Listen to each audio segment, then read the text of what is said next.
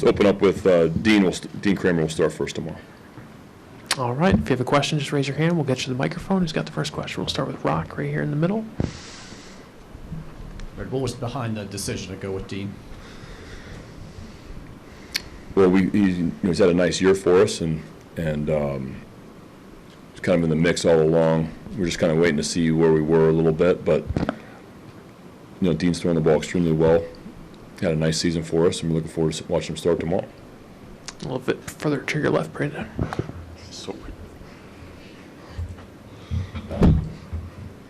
See why? Dang it. Are you ready to announce a Game 4 starter yet? No, we need to get through tomorrow first. Go to the back with Andy. Knowing that your backs are against the wall, how much does this change your usage of pitchers? I mean, are you pretty willing to use starters on short rest out of the pen? I mean, how does that kind of calculate? Yeah, we'll see. It's a definite must-win for us tomorrow. Our definitely backs are against the wall, and we haven't played our best baseball the first 2 games, and hopefully we can play well tomorrow. But everybody will be all hands will be on deck tomorrow, and hopefully Dean can give us some innings, get a nice start for us. We'll stay in the back with Dan. As far as Kyle, same situation. He's available for you tomorrow. Yeah, we'll see how that goes. We'll go one row ahead here. Hey, Brandon, how hard was it to put the weekend behind you and then move on to this road trip? Yeah, well, a couple tough games. Just didn't play our best baseball. Just things didn't kind of go our way. And we've won 3 games in a row quite a bit this year. I feel like we played really well on the road this year. We've kind of had our backs up against the wall before, where I feel like we needed some must-win games, and we're in that situation right now, unfortunately. But I feel good about our club. I think we're going to play good baseball here, and it starts with Dean tomorrow. Hopefully, Dean can give us a good start and get us on the right track. Rich right here. Brandon, do you think do you find that the club's been sufficiently loose and not tight in the first 2 games? Yeah, like I said before, I don't sense that we're playing tense or anything. We swung the bat well yesterday. We had some really good at bats yesterday. We lost a 3-2 game the first game. And Grayson didn't have his best start.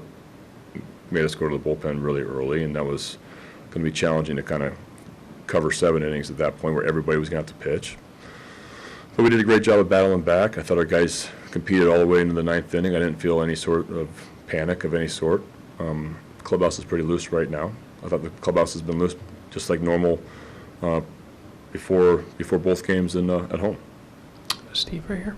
Brandon, far from the only guy who struggled a little bit late in the year, but Cedric has really struggled. Yeah.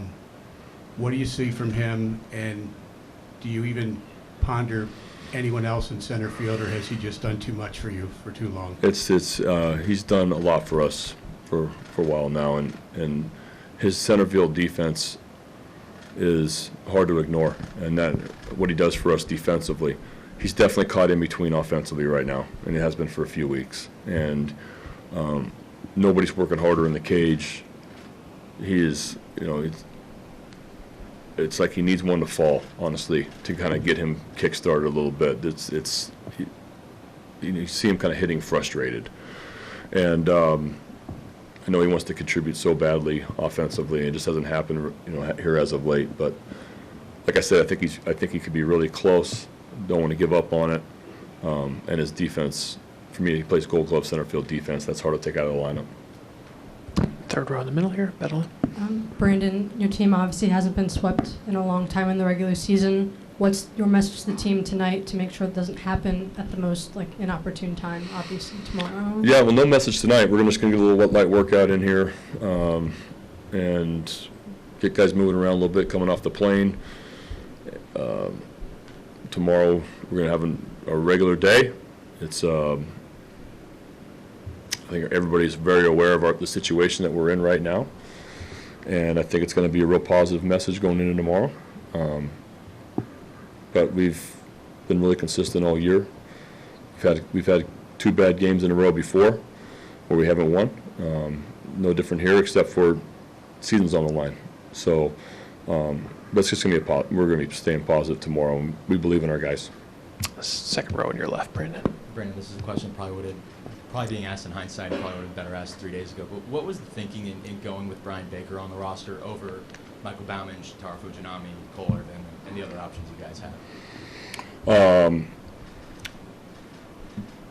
Bottom line was because Bake threw the ball well in Norfolk, especially in that championship series there at the end, and we're hoping that would kind of carry over into the roster here. I think the other guys had seen their struggles also, and we were hoping Bake could give us a boost and throw the ball the way he did in Norfolk there at the end of the year. We'll go to Steven in the front row. Brandon, obviously all 4 teams that got the bye lost their first games. I mean, is there anything to the momentum part of that? And did it hurt your momentum? And I know the rest is good, but as you look back, do you like the way this setup is now? I definitely think that I don't want to make any excuses because for whatever reason we lost 3-2 and then yesterday got out of hand early, and that happens. But I think the format is a little bit unusual where you win a division and you have this much time off. I think that's a I don't know if it's a disadvantage, but it puts you in a different routine normally than you are during your regular season and what you're used to.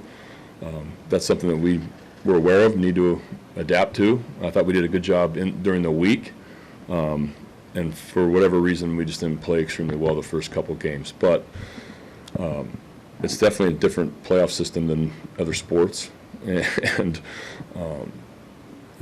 if they were looking into adjust it at the end of the year, I'd be that wouldn't bother me. But if I'm a wild card team the next couple of years, then I probably like the way it is. Second row. Dean pitched really well in 2 of the biggest games of the regular season, the playoff clincher and the AL East clincher.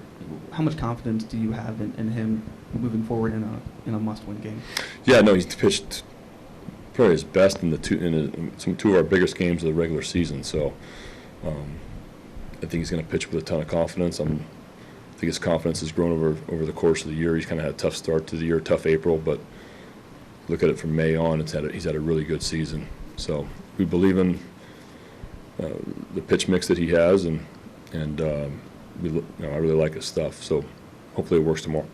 Seated in the back right. Back here, Brandon. This is regarding Dean as well, but kind of an outside baseball question with his ties to what's going on in Israel and his family and everything. Where would you gauge his mindset? And did you talk to him about whether, not only about family stuff, but whether he'd be ready to pitch tomorrow? I did. I saw him at breakfast this morning. We had a nice conversation. Gave him my support and sympathies for him and his family that's involved. And he seemed okay. He seemed like he was ready to pitch. He seemed like he felt comfortable with where his family situation was at with the whole thing. Obviously, he's very disturbed, and there's a lot of things going on. But I didn't sense that it was going to affect. I think he's really looking forward to pitching tomorrow. So I didn't think it was going to affect him. We'll go to Andy in the back. We'll get you the mic. Brandon, another lefty that might want to get going, Rhino Hearn. How big could he be his next 3 games? Yeah, Bo's been a huge part of our success, and love the swing he took last night off the bench in the 9th inning, home run almost every other park, if not every park. I think he's had some bad luck, honestly, the last couple of weeks. I thought his bats have been good. The passes to the baseball have been good. Lined out a few times. Like a lot of our guys, we kind of struggled late in the year, last couple of weeks of the season. Just kind of didn't get it. Nobody really got hot. But I think his at-bats have still been really quality, and it was good to see him swing the bat like that off the bench last night. Anything else for Brandon? I'll finish up right there. You won 2 games here earlier this year, and I believe the roof was open. Do you prefer having an open roof or a closed roof? Was it open? I don't remember. I don't know. Was it open? I don't think it was. We'll have to look into that one. Yeah. All right, Brandon. Which one's going to give us an advantage? I'll take that one. You'll take that one. Yeah. Thanks, Brandon. Okay, Appreciate thanks. it. All right, Dean, appreciate you coming in. Who's got the first question? We'll start with Rock right here. Dean, you started the 2 clinching games. Can that experience in any way benefit you as you make this start tomorrow when it's must-win? I'd like to think so. Both of those games had a pretty electric atmosphere, and I don't know, just kind of stick to a plan that we come up with, and just try to execute as best we can. Stay right there. Dean, obviously your first playoff start, high stakes. Just how do you kind of keep the nerves and butterflies in check going into tomorrow? So far, they haven't hit me yet. I think they'll hit me at some point in the morning. But just try to treat it kind of like every other start. That's what I'm planning on doing, and hope it goes that way. Other questions for Dean? Stay there. Dean, what's made this team so good at bouncing back this season? I'd like to think that it's just a combination of guys just not really caring what happened the night before, and just kind of have that mentality of whatever happened yesterday doesn't really matter, and just trying to compete that next day, because that's what matters. On your right here, Dean, Ken. Dean, I know you're a much different pitcher than Grayson, but watching what you saw yesterday out of Texas, what does that teach you? What does that tell you? I mean, it reaffirms what we know about them. They're a slightly aggressive team, and they put the ball in play. They're patient, and they're, I think, behind the Braves, the second best offense this year. So trying to keep them at bay and keep the crowd at bay, and should be the recipe for a win.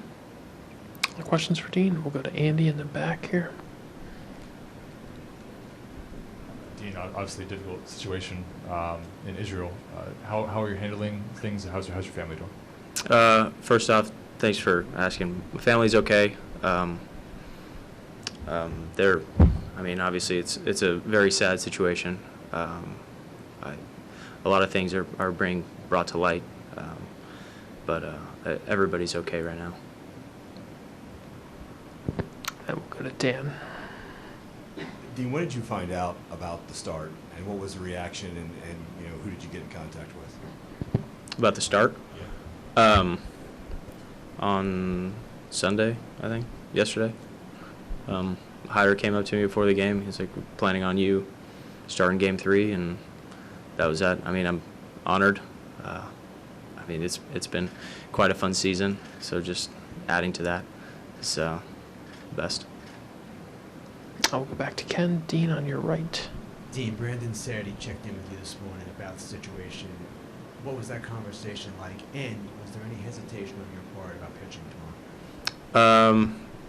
Yeah, he came up to me yesterday. I mean, he's had his hands full with all the stuff going on with the playoffs, but him and almost every single person in the clubhouse has come in and checked on me at some point over the last 48 hours, and I'm very grateful for that. Is there a hesitation? No, I still want to pitch, but I mean, it's going to be in the back of my head. Other questions for Dean? Nothing else? All right, Dean, wishing you and your family the best. Congratulations, and we'll see you tomorrow. Thank you very much, guys. Thanks for coming in. Appreciate it very much. All right, we'll get started with Gunnar, who's got the first question. We'll start right here in the middle in this third row. Hey, Gunnar, how much do you think the offense that we saw in Game 2 can carry over? Austin Hayes was telling us, he really does think it can be contagious, and it can really, at this point, I would obviously be opportune. Yeah, definitely being down by 7, we just kept clawing back, and it just gave us confidence to be able to prove to ourselves that we can compete with anybody no matter how many runs we put up, and that was a pretty good showing yesterday, and looking forward to continuing that. Go to Rich right here, Gunnar. Hey, Gunnar, you've never you've never been in this situation before. What are your thoughts on handling a difficult situation like this? Yeah, I mean, just going out there and continue to play my game. Felt like you can get caught up in the situation and not allow yourself to go out there and just compete the way you normally have. And I felt like just being able to take a deep breath, assess the situation, and just appreciate the opportunity that you've been blessed with. So, Steve? The pressure of the playoffs, it's there for every player. How have the Orioles handled it? Are there guys in the clubhouse try to keep it loose, or is that just kind of normally how it is for you guys? Yeah, just like I keep reiterating, is just go out there and play our game. It's been working for us all year. Just go out there and not try to do anything more. Just go out there and play Baltimore baseball. And I feel like if we continue to do that, then it's going to work out for us. First row to your left, Gunnar.